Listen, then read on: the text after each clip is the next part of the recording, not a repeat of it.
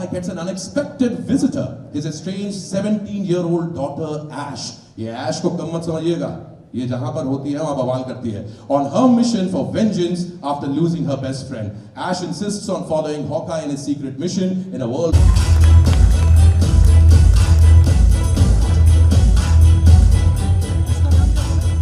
बाप रे, ये हॉकाई की सीरीज के अंदर ये दोनों जो गुल खिलाने वाले हैं, जो बवाल करने वाले, आप दोनों तो सही में बाप बेटी की तरह वैसे ही आए हैं. You actually are absolutely matching on this thing. Jaideep भाई, मार्वल की दुनिया, वेस्टलैंडर्स की दुनिया,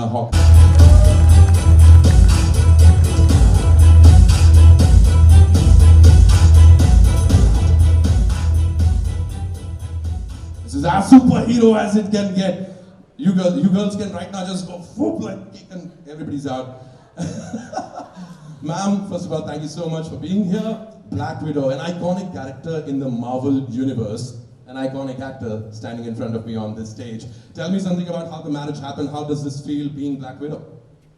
Well, it's an amazing character. I'm firstly very honored. How old are you, ma'am? बस एक बार माइक पे आप हेलो बस Hello. The man who's given the voice industry such amazing characters is playing Wolverine.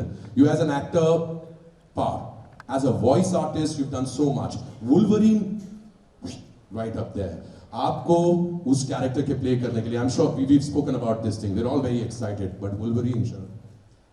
You know, I'm a huge fan of Marvel. अपने तरीके से Wolverine play कर पाऊँगा. So really excited for this. And it's a different world, different time, and a different emotion to Wolverine. So gonna be fun. It's absolutely right. Different world, a different time. You'll be surprised and you'll be happily surprised when you listen to the Wastelanders series. Mithila, यार mutant होती तो कौन सी power? मतलब just imagine you're playing a mutant who has powers. इस दुनिया में बहुत ज़रूरत है. Are you excited about playing one? I am very excited about playing one, and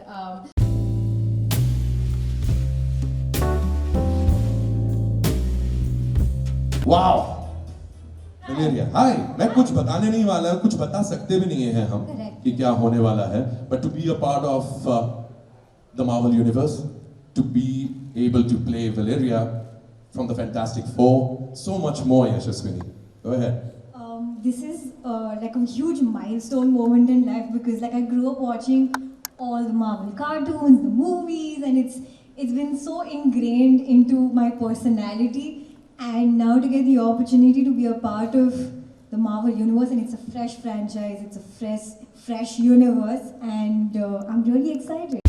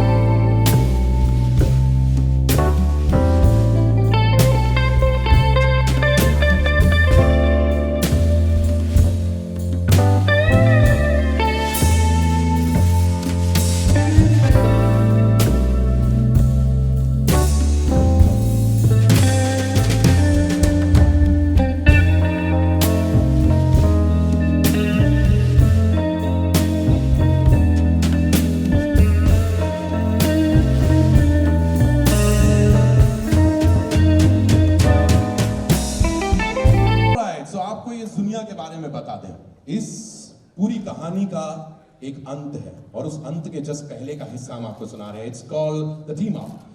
this is where आपके ये सारे हीरोज एक ऐसे सिचुएशन में फंस चुके हैं. खौफनाक दिन, V-Day, जिसने हमसे छीन लिए थे हमारे super heroes. Iron man, Thor, captain America, Hulk, छीन लिए गए हमारे गार्डियंस. अब दुनिया वैसी नहीं रही जैसे पहले हुआ करती थी. अब यहां विलन्स का राज है. आसपास सब बंजर रेगिस्तान है जहां रेडिएशन की जहरीली हवा के साथ साथ सड़कों पर जुर्म फैला हुआ है. ये जगह है वेस्टलैंड्स. आज इस सीरीज का जो हिस्सा आप सुनने वाले हैं वहां हमारे हीरोज ब्लैक विडो और स्टार लॉर्ड एक कॉस्मिक क्यूब के जाल में फंस गए हैं.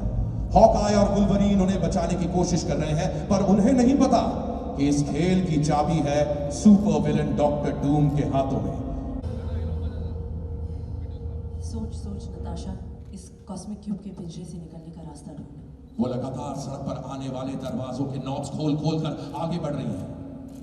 इतने सारे दरवाजे, मैं किस वाले से आई थी? कॉस्मिक क्यूब की शक्ति से सड़क और बिल्डिंग्स भयंकर रूप से हिलकर अपना आकार बदल रही हैं. और तभी नताशा के पैरों के नीचे से जमीन खिसकने लगती है और वो नीचे गिर जाती है. शहर की सड़कें गायब हो रही हैं. उनके बिना निकलना मुश्किल होगा नहीं? वो एक सड़क के टुकड़े पर आकर गिरती है पर अचानक से उनके नीचे की जमीन गायब होकर बिखर जाती है. नहीं नहीं नहीं. नताशा हवा में थे, वो शून्य में गिरती जा रही है. वो खालीपन के पिंजरे में आ रही है. कॉस्मिक क्यूब की एनर्जी से एक तेज आवाज बढ़ती जा रही है जैसे जैसे नताशा की पुरानी यादों की झलकियां उसके सामने घूम रही हैं. अब कहां फंस गई? ये लेना, जवाब दे, कहां है तू? और जब उसकी Political spark. किसी की आवाज लगी, ऐसे जैसे किसी कॉस्मिक क्यूब के अंदर से आ रही हो. क्यूब टूट रहा है. इसके दरारों से स्पार्क निकल रहा है. नताशा का क्या हाल है? बचने की कोशिश कर रहे हैं. क्यूब ने उसे जकड़ रखा है. क्विल की हालत भी ऐसी है क्या? इधर आओ, क्विल को खींचो. मेरी मदद करो तुम. वो दौड़कर स्टार लॉर्ड के पास पहुंचता है और अपनी पूरी ताकत लगाकर उसे कॉस्मिक क्यूब से बाहर खींचता है जहां क्विल सच्चाई और भ्रम के बीच में जूझ रहा है. छोड़ दो मुझे, जाने दो. क्विल निकल रहा है, जोर से खींचो, जोर से. कम ऑन क्विल, हर मत मारना. पर अचानक से क्विल में एक बदलाव आता है. उसकी आवाज मानो एक शैतान के जैसे हो जाती है. छोड़ दो मुझे. क्विल, साथ दे, साथ दे. तुम मेरा साथ दो.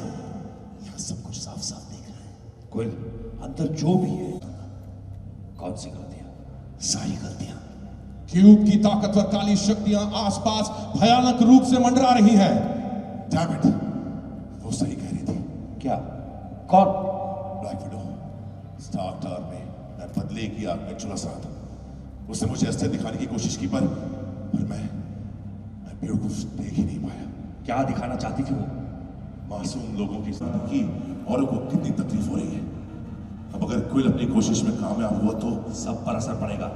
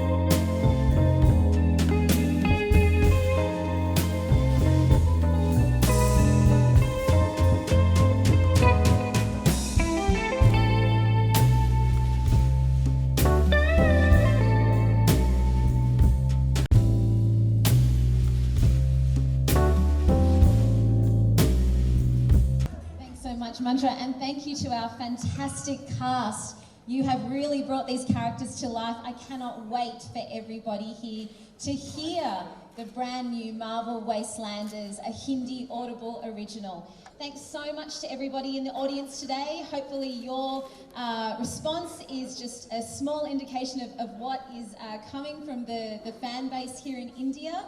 Really, really excited for you all to... Thank you, Hawkeye. Thank you, Peter. Thank you, Black Widow.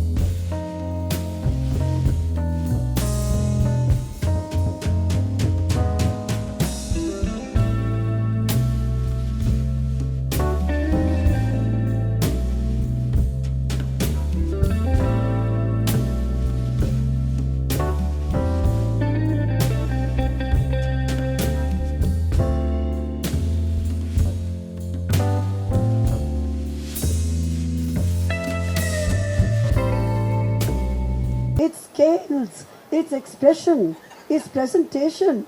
20 minutes and I'm saying, when are we going to eat? So, yeah, I think the Bengalis have taken food and the appreciation of food to new and wonderful levels, and I hand it to them for sure.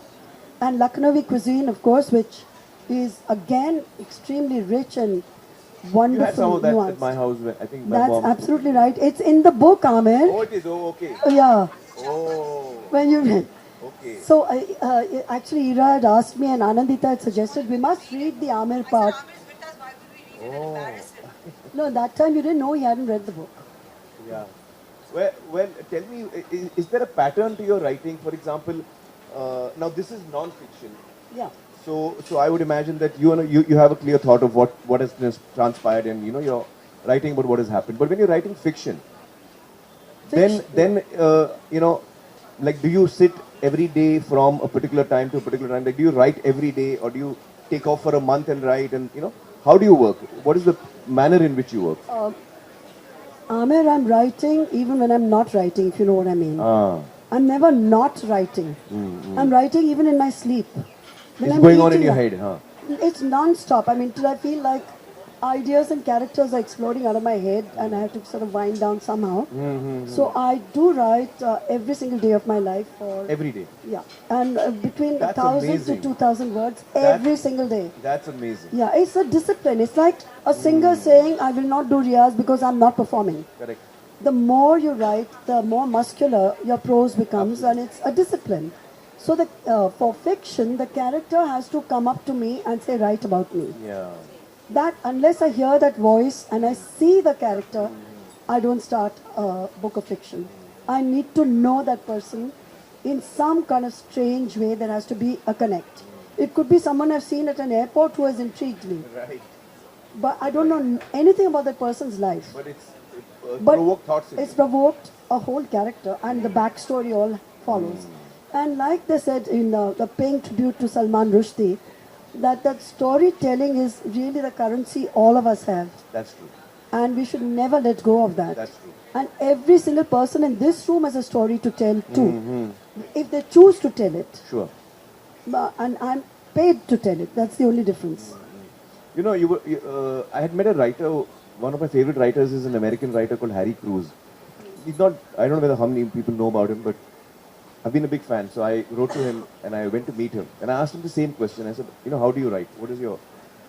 So he said, I wake up every day at 3 o'clock in the morning. And I write from 4 to 8. And then at 8 I stop writing. And every day I write from 4 to 8. And through the day, even if I get ideas, I jot them down just to remember, but I don't write. I force myself to write only in those 4 hours. And that's when I get most productive, and I found that very interesting. He said even if ideas are not coming, I write and then I throw it away, but I write. It's like a discipline. I don't throw anything away at all because it's too precious and it costs. But I do jot down ideas, and I have my reliable notepads and cheap ballpoint pens. I never leave home without them. There are 2 in the car right as we speak. Yeah, yeah. So ideas keep coming. There's no limit to our imagination. Yeah. That's what makes us, human beings. The limit is what we impose on ourselves, on our own imagination.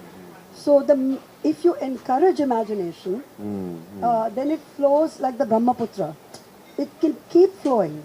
But if you put a dam on it, then the river gets diverted and it goes off into directions which are wasteful. Yeah, So yeah, I like to be very, very focused in my energy And when flowing. I'm writing. And the flow. When the flow is on, it's not that I ignore everybody else. I'm already writing, but they don't know I'm writing.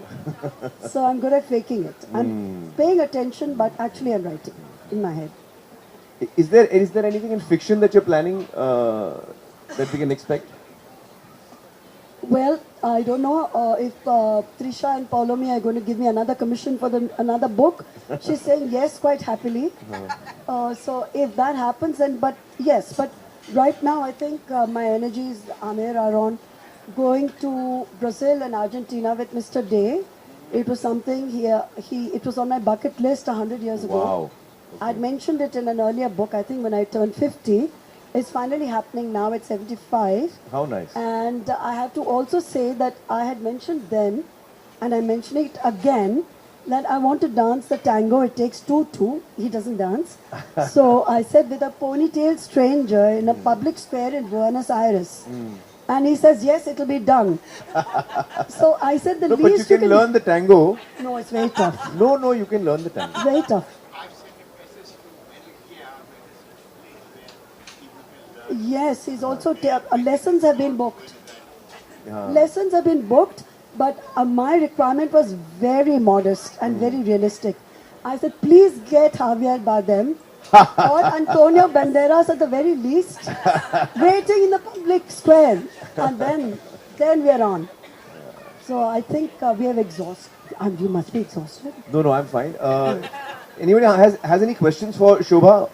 5 questions, and then, ladies, we have a surprise. First memory of Amir as well. But let me add to that. Yes. But when I did finally meet her, I found her really warm and very intelligent, very sharp, and someone who I really enjoyed having a conversation with. I think the few times that we met, I've really connected. Yeah. That's incredible. I also love what you said about gossip, that people every time, because I'm in the same industry, all they want to know is me some Bollywood gossip, and I know that's exhausting, but I'd love to know what your first memory of Amir was. I'm having my senior citizen moment. You'll excuse me for not remembering and COVID brain fog to add to it. But it must have been at an event. No, of course I remember. Oh my God, I remember. It was for Cancer Patients Aid Association. We were invited, it was the Saprus. They used to run CPAA.